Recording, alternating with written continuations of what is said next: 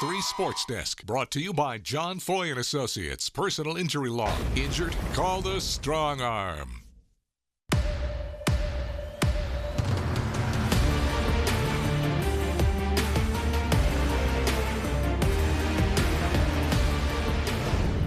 Hey everybody, what's up and what's good? Welcome to week 10 of the WRBL News 3 Prep Zone. I'm Jack Patterson alongside my co-host Tyler Redmond. T-Red, can you believe it? We've got 3 weeks to go in the regular season. That's right, Jack, and these games mean more and more every single week, including tonight's Auto Gallery Prep Zone Game of the Week. So, without further ado, to Callaway Stadium we go. LaGrange hosting Troup County in both teams' backyard. Here's Troup County with the ball to start. Garrison Edwards drops back, and he's going to toss a fastball to Davis Monkus, who snags it, and the Tigers are on the board first. It's 7-0. And Edwards wasn't done. He's going to fool everyone here with this. Including you. Yeah, with this fake handoff. It's a good one. Making a beeline for the end zone. No problem adding on here. Troup leads at 14-0. LaGrange trying to get on the board at the start of the second quarter. Dylan Barber uses his legs this time. Reverse, and he dives into the end zone, cutting into the lead, making it a 7-point lead. But Troup County would hold out to win this one 38-24. Might be time to believe in THS now. It was homecoming tonight at Otis Spencer Stadium for the Kendrick Cherokees as they take on the Columbus Blue Devils. And Kendrick wasting no time getting the party started. It's our man Lavasco Williams again, Tyler, shredding the Blue Devils defense. Holla at him, you ain't catching them. 80 yards all the way to paradise. Cherokees up 7-0, 20 seconds into the game. And then Columbus scores on the safety and then grab the lead just like this. Andrew Swift, he's been a problem this year too for defenses. He weaves his way through the Cherokee defense and he's going to the house. 53 yards on the touchdown. Blue Devils lead it 9-7.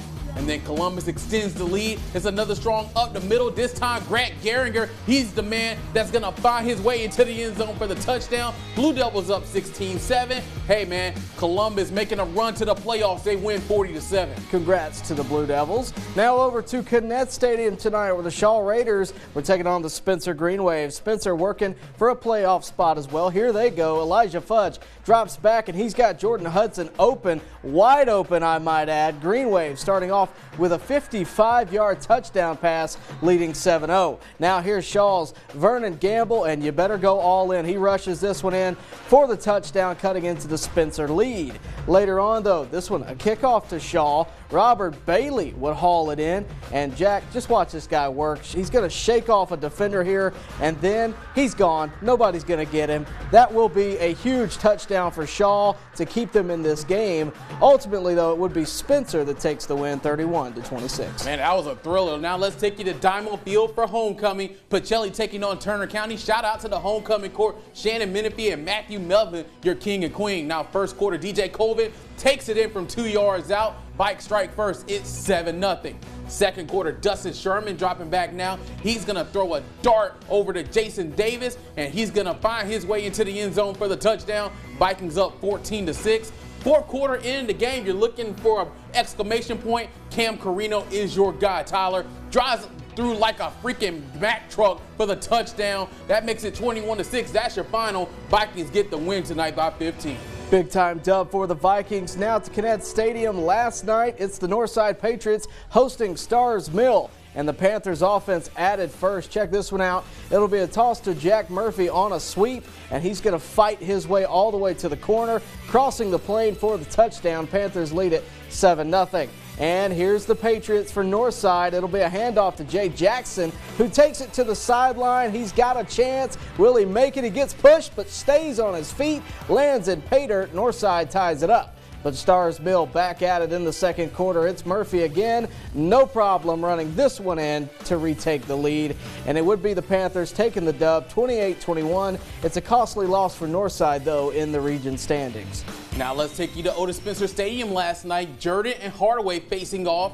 And Tyler, the Hardaway Hawks getting things started very quickly. Opening kickoff comes down to Jacoby Henry inside the 10. Watch the man work. Turns on the Jets up the middle. Bye-bye. That's a 92-yard house call, untouched to pay dirt, and the team taking a second to honor their late coach, Vincent Maddox. He passed away earlier this week. A touching moment right here. The Hawks take an 8-zip lead, and they were far from done last night. Later in the first quarter, Hawks in the red zone. Jalen Bowers gets the toss. He finds the end zone for the touchdown. 14-0 Hardaway. Second quarter now, Hardaway's up 21-0. Tremaine Cherry on the toss sweep, and he's charging his way into the end zone for the touchdown. That makes it 28-0, and they go on to win it 48-7 for their first win of the season. It's a touching win there for the Hawks. Let's take a look at our Mercedes-Benz Georgia scoreboard as Central Carroll is taking on Harris County, and it would be Central Carroll taking a 49-7 win over the Tigers. Brookstone taking on the Westfield Hornets on the road. They also fall to Westfield 17-7. All right, that's going to do it for our Georgia schools, but the push to the playoffs continues in Alabama on the other side of the break. We'll catch you in a second.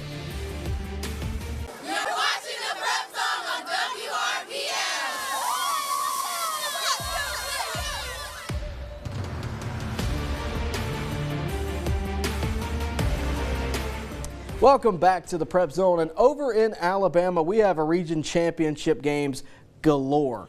4 of them coming up tonight, including the one you're about to see in Phoenix City. The Central Red Devils looking to add to the trophy case. To Garrett Harrison Stadium we go. Central looking to win the Region 2 7A title tonight, taking on Opelika. First quarter, no score. Bobby Coleman rolls out and then rolls up and then throws it up for Braylon Everett. Watch this one-handed catch for the touchdown. 7-zip Devils. Second quarter, same score. Coleman at it again, this time off the play action, and he's got Jaron Joyner all alone for the 28-yard tutty. It's 14-0 Central. 14-3 now later in the second quarter. Jayshon Woodhouse gets the handoff, and you know that man's finding paradise, Tyler.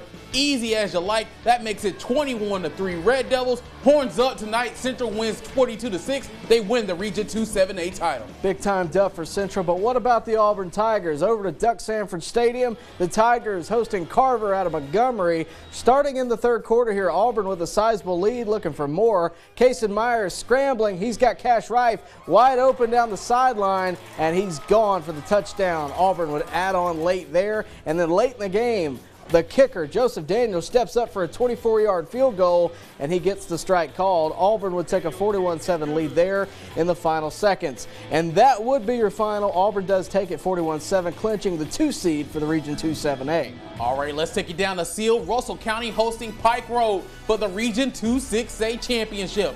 But Pike Road kicking things off fast. On the first play for scrimmage, Braylon Outlaw on the direct snap finds a gap, hits the middle.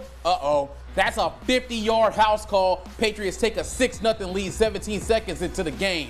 Next Pike Road drive is Outlaw on the direct snap, and the Tennessee commit runs through a defender into the end zone for the touchdown. It's 14-0 Patriots. But the Warriors come battling back. Chris Lucas takes the handoff and brings it right into your living room. That makes it 14-6. Now in the second quarter, it's another direct snap, this time to Mike Jones, and the Ole Miss commit is Gone. Gone.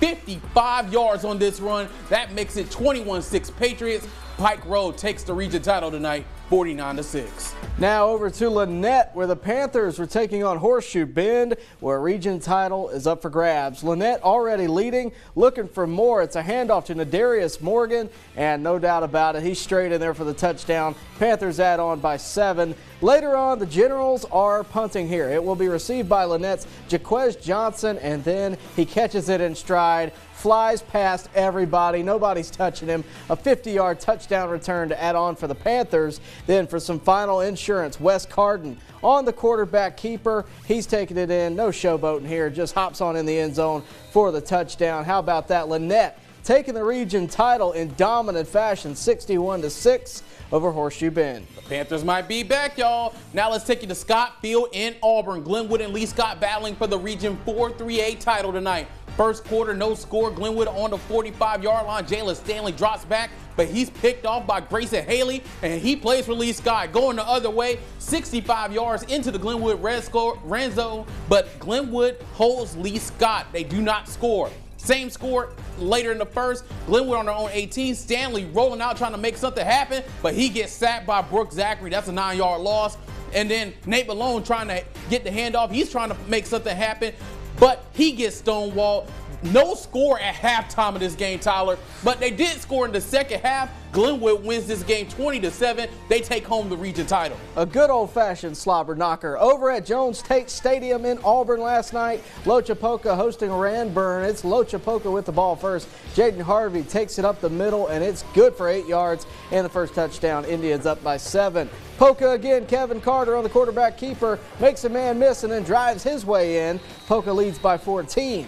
Here's Carter again, passing this time. He'll find Raquan Butler open, and he's got it wide open. Nobody even in the vicinity of him. He takes a 21-0 lead. Final play of the first half, Kevin Carter pump fakes, then toasts a fastball to Lipscomb in the middle of the end zone, and Poka will lead it 27-6 at half. Lochapoka takes a big win, 41-13. No way letting the Poka away. Let's take a look at the Mercedes-Benz Alabama scoreboard. Tough night for Smith Station and Dothan. They fall 48-14. But how about those Valley Rams, Tyler? They just keep on winning, man. 46-14. Rams roll over Hopeville. Well, the highlights are all in. It's now time to recognize the best of the best, which means your top 3 on 3 is next.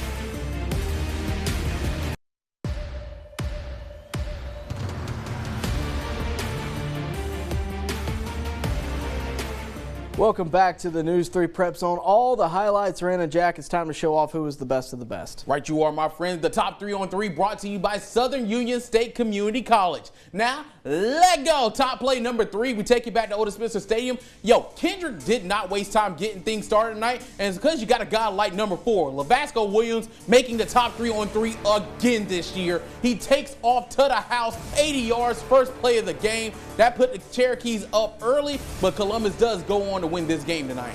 That guy is unstoppable. Later on, let's go to Shaw Spencer. Top play number 2. Robert Bailey hauling in a kickoff here, and then he is gone. We don't know the exact yardage here. It don't matter. It doesn't matter. We're not getting scientific. The fact is, it's a lot, and what a play there. Huge play that kept Shaw in the game. Of course, Spencer did go on to win this That one. was a thriller over at Connect Stadium tonight. And in top play number 1, we're going to take you back to last night. Jordan and Hardaway, Jacoby Henry, opening kickoff of the game, untouched, 92 yards all the way to the house. And once again, this moment here, you know, it's been a rough week for your alma mater, Tyler. But, you know, for them to be able to honor Coach Maddox, to be able to get their first win of the season, just a really, really special moment at Otis Spencer Stadium last night. Shout out to the Hawks, and of course, our condolences go out to the school community. Absolutely. Big moment there for the Hardaway family. Well, coming up, we'll put a bow on this week's Prep Zone. You're not going to want to miss it. Stay with us.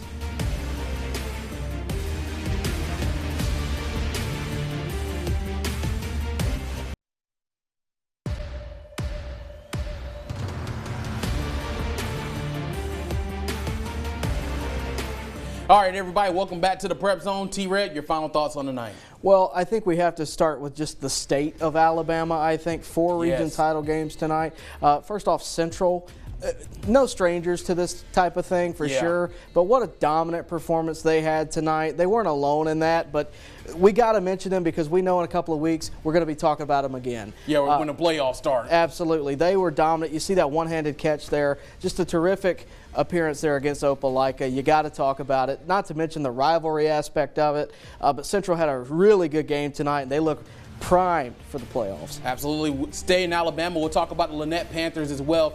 Region champions, first one since Coach Story stepped away from the team. Coach R.J. McDonald has got those boys humming this season, and I don't know, Tyler. It might be just a blast from the past, and we might be talking about some big-time playoff games down at Story Field. And then our game of the week, Troup County LaGrange. Big one for the Troup County Tigers. It sets up a showdown coming up next week. In a couple weeks against Sandy Creek. We can't wait for that. That's going to do it for this edition of the Prep Zone. Follow us on social media at WRBL Sports. Same time next week, y'all. Late show's next. Make tomorrow a great day. We'll catch you later.